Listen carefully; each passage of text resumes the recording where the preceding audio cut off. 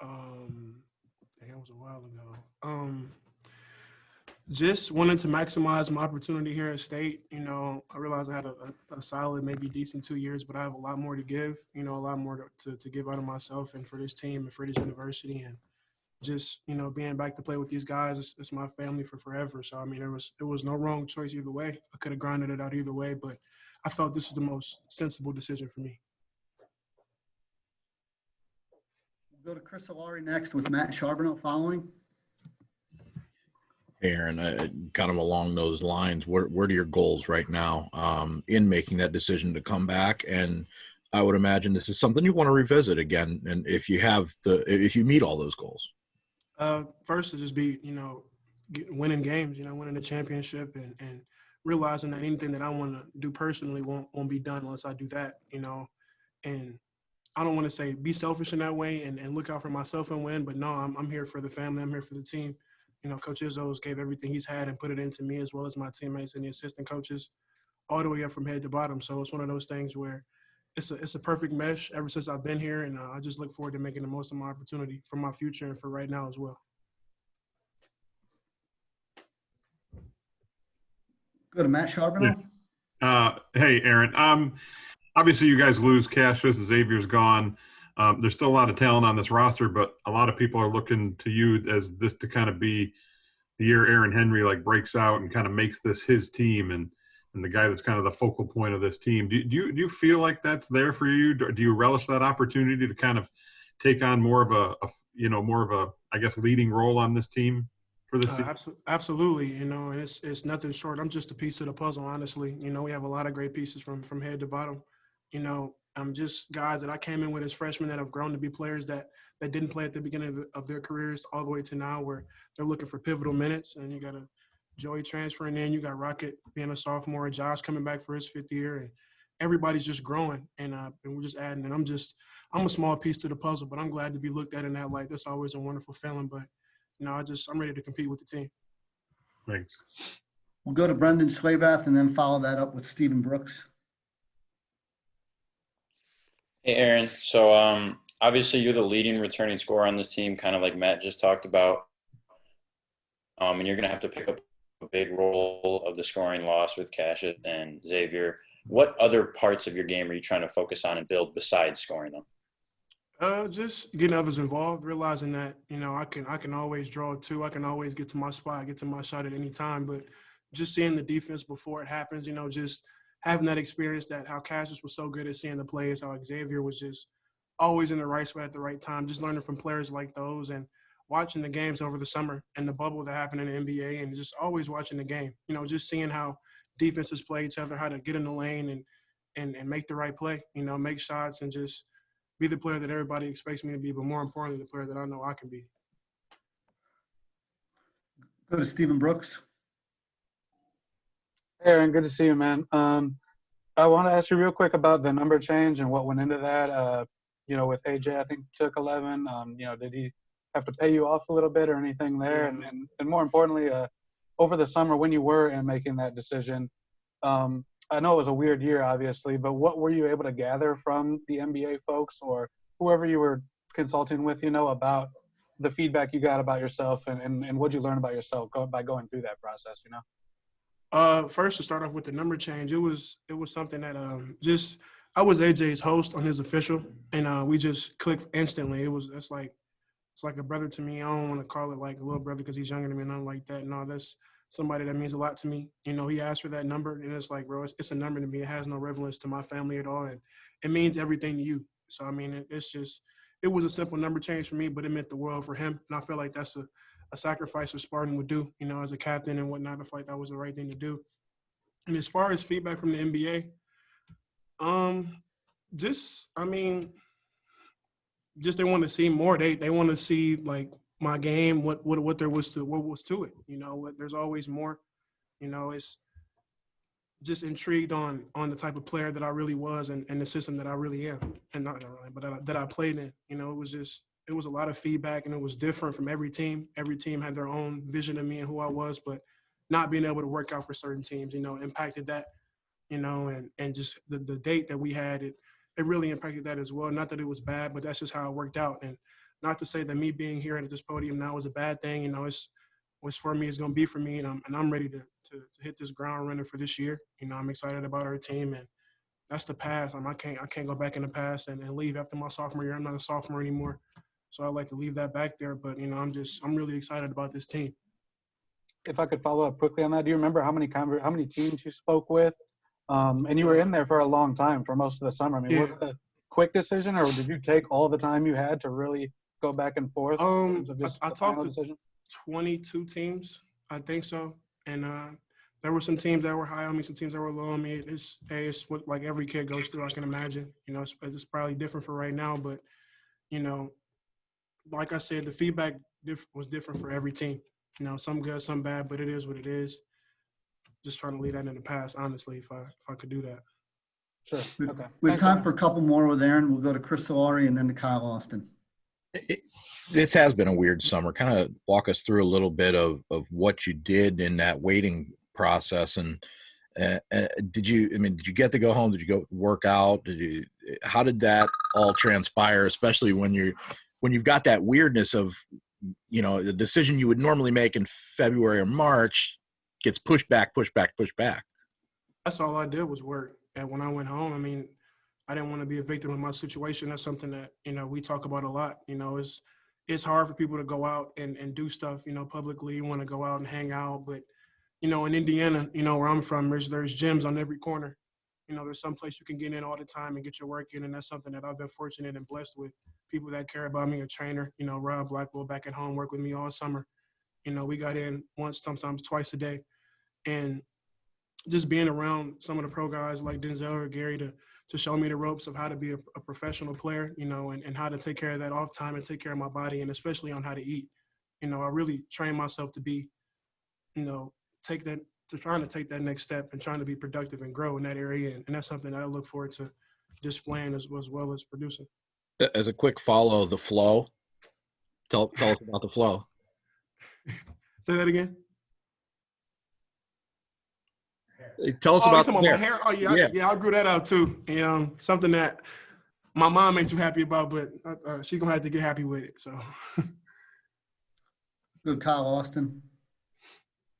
Yeah, and one thing your coach has been talking to us a lot about is how this is going to be obviously a long season for you guys. A lot of time not being able to see friends, maybe not being able to see family as much as you want. How much is that kind of much on your mind, and what can you do to kind of keep your head right through this whole? No, I love it. You know, it is what it is. I mean, and it's just us, and that's all we ever needed. It's just me. It's just our team. You know, all 20 of, I don't know, I'm not sure, including managers and coaches, but around 30 guys is going to be tested all the time, and we're going to need each other in that gym when we're playing teams. We're going to have to rally around each other, and that's all we need. Not to say we don't need friends or anything, because I love my friends too, but you know, they're going to have to be at home for a little while, just watching the sideline, and it's nut cutting time. Last two for Aaron will be Brad Galley and then Matt Charbonneau. Aaron, I respect the what you said about leaving the draft process in the past, but I'm curious if you'll watch the draft to see if your former teammates get picked. Absolutely, man. It's no, yeah, for sure. I watch every kid get drafted, and knowing that, you know, one day that'll be me, you know, and being happy for them and calling them, checking up on them, and just letting them know that I'll be there real soon. Matt Charbonneau. Yeah, Aaron, you mentioned Joey earlier. I just wanted to, you know, get an idea from you. Obviously, Joey was around last year, but how is he helping change this team now that he's going to be able to play, be a rotational guy? What sort of impact do you see him having on this team? A huge impact. You know, you can put him in anywhere on the court. He fits in anywhere. He can dribble, pass, and shoot, like sort of like myself. And it just takes time, you know. And quickly we play off each other well in practice. You know, it's something that we look forward to doing in the game. And he's just one of the easiest guys you can play with. He'll defend, he'll shoot, he'll pass, he'll rebound, but first he's a team player, and he'll do whatever to win, and that's the most important thing. Awesome. Thank you, Aaron. Thank you, guys. It's good seeing you again. Thanks, Aaron. Thanks, Aaron.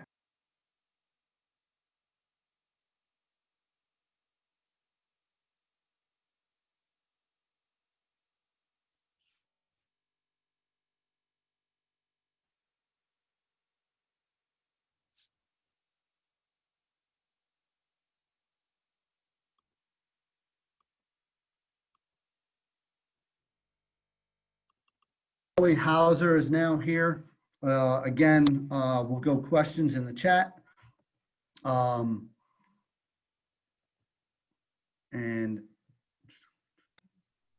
Joey is here. Joey, thank you for taking the time. We're going to start with questions just because he's a little tight on time as well. We'll go to Kellen Buddy and then to Brad Galley. Hey, Joey, obviously elephant in the room here. You guys are playing Virginia here in just a few weeks. Your brother Sam's on that team. How excited are you to kind of see your brother after the transfer from Marquette? That's the game we kind of had planned out. We were hoping that was going to be the matchup, so I'm glad it happened. It was in the back of our heads, kind of all quarantine, kind of giving each other crap about it, but I'm excited to watch him, probably more than I am excited to play myself, just because I haven't been able to be around him for very long. And obviously we played together high school and college, so we were with each other every day. So I'm excited to see how he's developed as a player. Brad Galley. Hey, Joey, as a Marquette grad, it'll be nice to see you two on the court again together. But I'm curious how much you'll add to the scouting report before that game, and how much maybe that was in your decision before you guys left to say, hold on, maybe we can meet each other somehow, some way. Yeah, obviously he's going to be a big part of their offense, a big part of their team.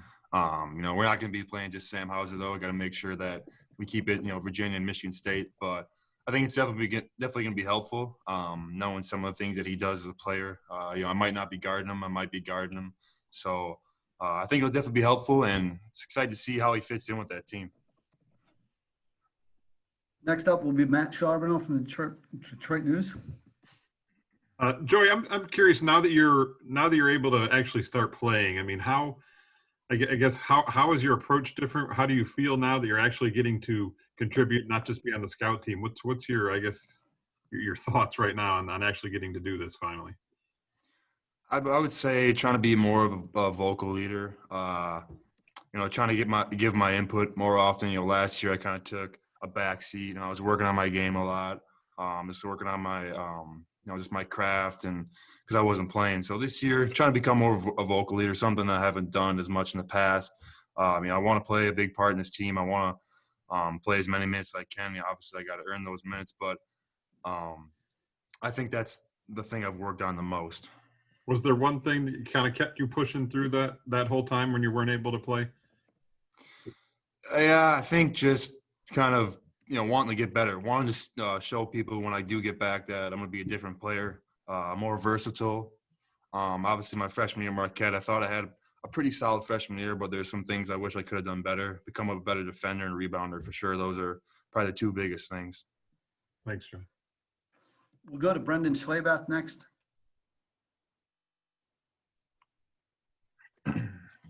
Hey, Joey. So obviously you guys lost Xavier last year. The big man is kind of a question mark your roster right now, and you're expected to take a lot of that load that was lost with Xavier. Do you feel ready for that? Are you comfortable to be that?